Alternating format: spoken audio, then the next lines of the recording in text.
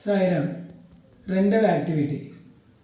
మనం మొదటి యాక్టివిటీలో చెప్పినట్టుగా తల్లిదండ్రులతో దేవాలయాల సందర్శన, సేవా కార్యక్రమాల్లో పాల్గొనడం, సత్సంగాల్లో పాల్గొనడం, శాస్త్రీయ సంగీత కార్యక్రమాలు పిల్లలు తీసుకెళ్ళడము, లేక ఇలాంటి ఆధ్యాత్మిక సంబంధమైనటువంటి కార్యక్రమాలు పాల్గొనమన్నప్పుడు తల్లిదండ్రులందరూ చెప్పేటువంటి కామన్గా సమాధానం ఏమిటంటే, ఇవన్నీ చేయాలని మాకందరికీ ఇంట్రెస్ట్ ఉందండి, కానీ మాకు సమయం లేదు, మాకున్నటువంటి బిజీ లైఫ్లో మేము సమయాన్ని కేటాయించలేకపోతున్నాము అని చెప్తారు.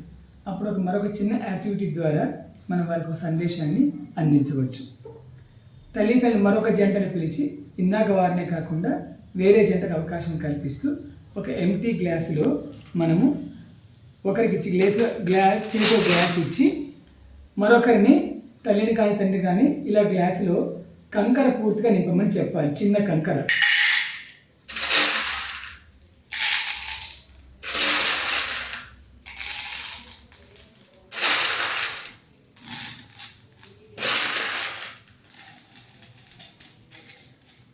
ఇలా పూర్తిగా నింపమన్నప్పుడు మనం ఒక ప్రశ్న వేయాలి.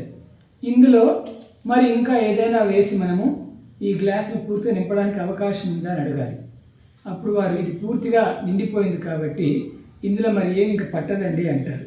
అప్పుడు మనం ఇసుకను కొంత వారి చేతికి ఇచ్చి కొంత ఇసుకను అందులో వేయమని చెప్పాలి. మెల్లిగా కొంత ఇసుకను వేయమన్నప్పుడు ఆటోమేటిక్గా ఆ గ్లాస్ అంతా కూడా ఈ గ్యాప్స్ని ఇలా కదిలిస్తూ ఉన్నప్పుడు, ఇలా గ్లాస్ని కదిలిస్తున్నప్పుడు ఆ కంకర మధ్య గ్యాప్లోకి అంతా కూడా ఆ ఇసుక వెళ్ళిపోతుంది.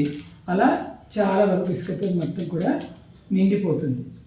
అప్పుడు మళ్ళీ మనం అడగాల్సిన ప్రశ్న ఏమిటంటే, ఇప్పుడు ఇది కంకరతో గ్లాస్తో కంకరతో ఇసుకతో ఈ గ్లాస్ అంతా కూడా నిండిపోయింది కదా, మళ్ళీ ఇంకా ఏదన్నా వేసి నింపగలమా అంటే ఇంకా కుదరదండి. ఆ కొంచెం గ్యాప్లో మొత్తం ఇసుక చేరింది కాబట్టి అందులో ఇంకా ఏ పదార్థం కూడా మనం వేసి నింపలేము అని చెప్తారు.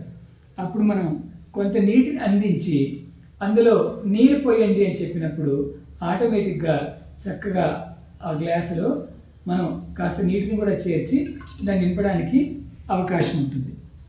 ఇప్పుడు మనం వారికి తెలియాల్సిన అంశం ఏమిటంటే, ఒక సందేశం ఈ యాక్టివిటీ ద్వారా, మీరు కంకరతో నిన్న గ్లాసులో మరి ఏమి పట్టదన్నారు, కానీ ఇసుక పట్టింది.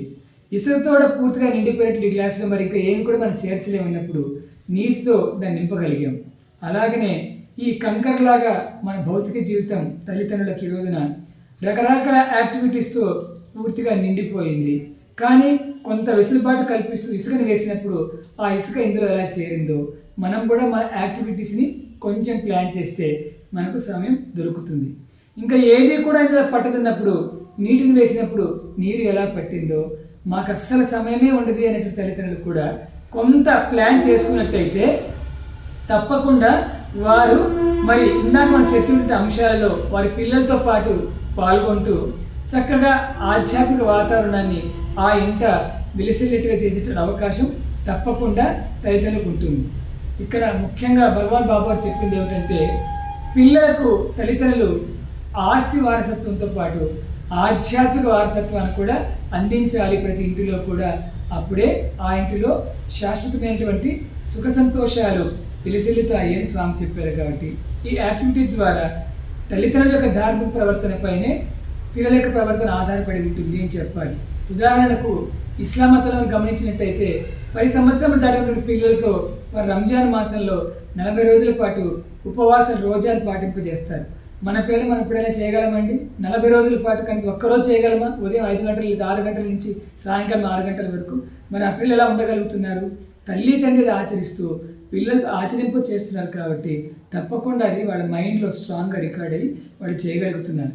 కాబట్టి మన పిల్లల ఉన్నతి కోసం మనం అనుకున్నట్టయితే ఏది అసాధ్యం కాదు, అన్నీ సుసాధ్యమే. చక్కగా ఇలా ప్లాన్ చేసి తల్లిదండ్రులు మరి పిల్లలతో ఇటువంటి వాటి కార్యక్రమంలో పాల్గొనాలని మనం తెలియచేయాలి. సాయిరామ్.